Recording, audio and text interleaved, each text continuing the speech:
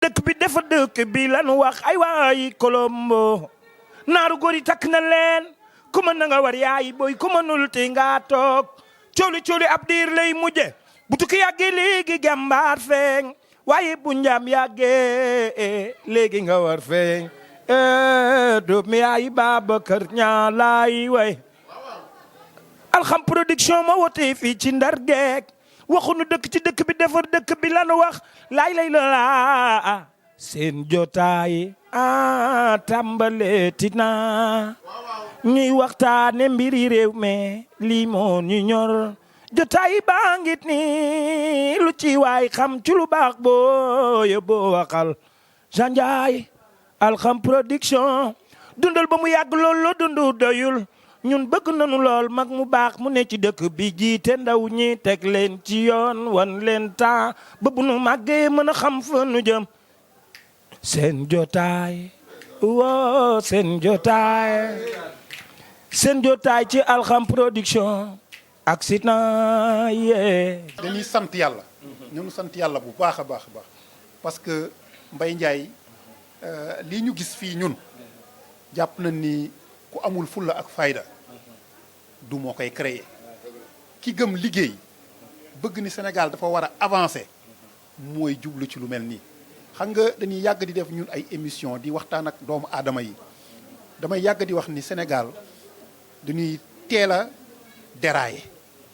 bu ne bëreet ci lu ñu soxla rek jàddu yoon te réew boo bëggee mu jëm kanam ak fànn buy nit di yëngu tey ji ñu ngi wax ci wàllu culture lii ñu gis fii dafay tendre vers le développement de la culture Saint-Louis ci ay jamono ña fi nekkoon yaa ma leen gën a xam sunu ay yaay sunu ay baay yoo xam ni bu nu mosoon a way fii la way jóge woon fii la way tàmbee woon Youssou Ndour sax dañ doon wax naan fii la jaar fii la njëkkee way waaye loolu demoon na ba jeex takk parce que amatul woon benn infrastructure culturelle boo xam ni ñi dëkk Ndar daan fi mën a ñëw pour mën a kii seen aar tey jii Jean lii mu def nii dafa delloowaat buum ca boy ba xam ni déraillé nañu bu yàgg mu ne xaaral ma delluwaat xëccaat gars yi ñu commencé waat jël benn départ bu bees nag ak lii la mën a àndal tey jii képp koo xam ni rek nekk nga artiste nekk fii ci Saint-Louis jàpp naa ni Alxam moo war a nekk moteur bi lay mën a pousse pour que nga mën a dem ca kanam parce que lépp loo xam ni rek comme matériel la high class parce que li ma gis fii nii wax dëgg yàlla man gisuma ko fenn ba ci Tumba nga xamee ni orchestre yu mag yi sax ñoo leen yore léegi ñoo leen dese amatul fenn mi ngi fii guitare ay waaw kay ay guitare yoo xam ni de dernière génération batterie piano clavier yëpp ñu ngi fi rawatina nag studio boo xam ni da ngay yéemu ci piste yi donc muy wane ni rek ni jeune talent yi seen place mi ngi fii jaratul ngeen di dem Dakar jaratul ngeen di dem Thiès c'est vrai que ñooñu demoon na ba raw nun mais nag léegi nag am nañu loo xam ne ñoo ko moomal suñu bopp suñu jarbaat Jean mi ngi fi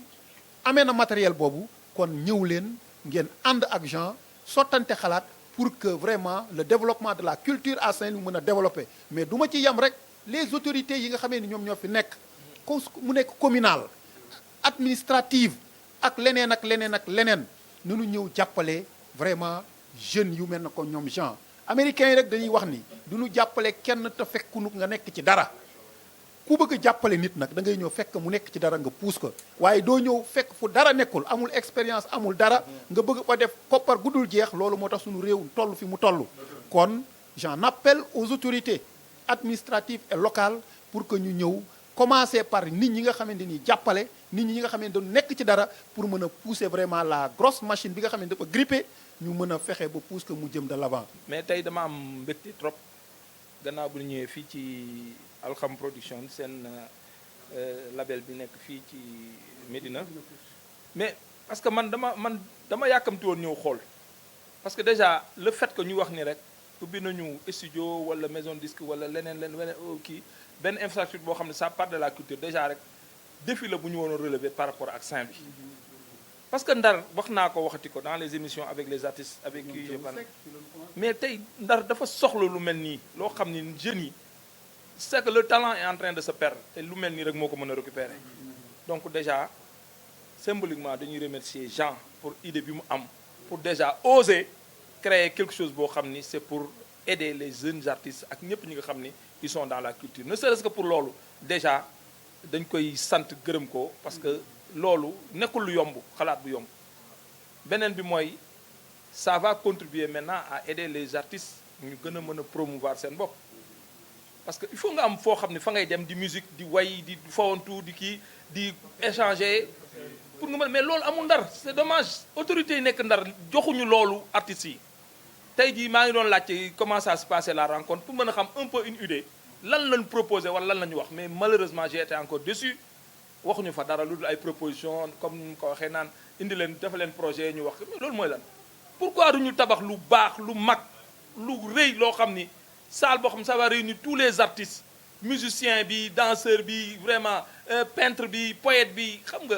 ñëpp daje di waxtaan di échanger di xuloo di juboo di indi ay perspectives di mais loolu mooy c'est ça la vie Ndar mën a dundaat sur le plan culture fête de la musique bu jotee ñëpp ñëw Mbaye Ndiaye ñëw yeneen booy ñëw ñu def podium gars yi woy xam nga fête de la musique bu ñëwee ñëpp ñëw bu festival amee ñëpp ñëw chaque 15 heures ñu organiser dara xam nga waxtaan sensibiliser benn thème mais c'est dommage Ndar dafa dee ci affaire kii culture ba tey jii bu ñu gisee ay ndaw yu taxaw di commencer di xeex vraiment dañ leen koy saluer encourager leen dooleel leen wax leen ne ñu dem ca kanam yàlla na leen yàlla jàppale muy Mbaye Ndiaye mi nga xam ne indi na fi ay sono vraiment gis nañ ko fu partout fu mu dem son et lumière yëpp mu nekk lu baax ñu koy rafetlu Jean tey ñëw indi studio ubbi ko fii vraiment pour relancer la culture à tous les niveaux à Saint-Louis je crois que ñun ñi nekk dans la presse suñu fierté la parce que loolu rek la ñuy ñaan comme tous les autres jeunes yi nga xam ne ñu ngi fii ñoom Cheikh ak ñëpp xam ne dañuy yëngatu di wane ni am nañu envie def te loolu Ndar loolu la war a dund côté yëpp dafa war a yëngatu ça doit bouger de partout. damay gërëm waa Alxam. surtout ça. tàccu leen loolu waay. parce que ndénkaan dafa fort tamit nga dem ñu doon ay xale ma dajaleen fii lu ne lan may defar lu nekk lan ma yéene surtout sama jigéen ñi mama Jaara Nogay góor ñi Mohamed Kassos Maas Jeylaani sama nijaay di leen wax nag lii nii Ndar moo ko moom te artistes yi fii seen kër la tey man li ma gën a neex mooy kan moo produire Alxam Product pas sax Jean Ndiaye Alxam Product dama bañ ba alhamdulilah damay sant moom laa ko tudde alhamdulilah di sant ndax dama réaliser suma soñu suma gént wallahi lazim Jean Ndiaye mën nga ci bii boor mën nga ca bee boor ñaalo gi nga go daan jël njaan